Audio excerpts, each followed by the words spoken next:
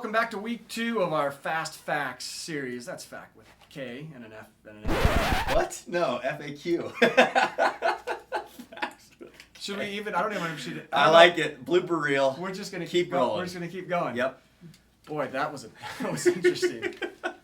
Well, I'm just flustered by the question, Matt. The question this week on our FAQ is: Are open houses really worth it? And I'm kind of torn on this one. I lean heavily towards they're not really that worth it anymore. But there are certain stories and anecdotes of how they still can help you sell a home.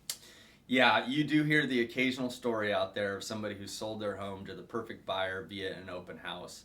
I would say that is becoming less and less common. If I were to be selling my personal home today, I would not do an open house. I do not think they are effective for selling a house. I think that they are effective for new agents trying to find buyers. People are out and about and do come through the homes.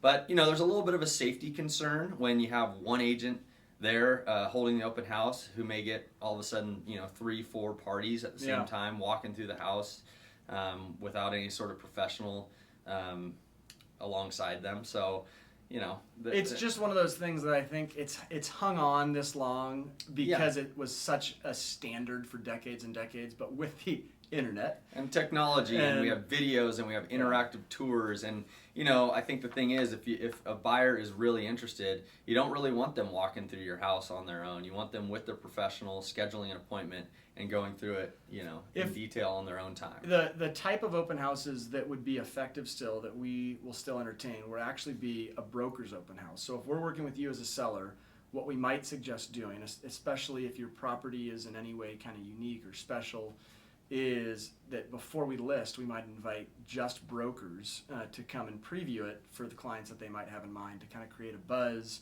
and get make sure they have their hands wrapped around all the details of the property that they can share and so accurately pass on to their buyers. The other thing we like to do sometimes is the neighborhood first look, where you kind of just share with your neighbors. You don't really throw the advertisement out there to everybody. Obviously, you will get some randoms coming in, but your neighbors can sometimes be your best advocates for selling, obviously, the benefits of the neighborhood and selling your home and picking their neighbors. So that can be a more intimate setting for sharing a listing, and sometimes even before it hits the market. So no to the traditional open houses, but yes to something like a neighborhood first look or a broker's open, kind of depending on what your house is like and what you're comfortable with.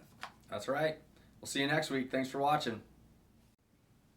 Hey, thanks so much for watching today's video. If you haven't already, make sure to follow us on Instagram and Facebook. Our handles are shown here on the screen, and you can always find our contact information or more about us on www.buysellbend.com. Thanks.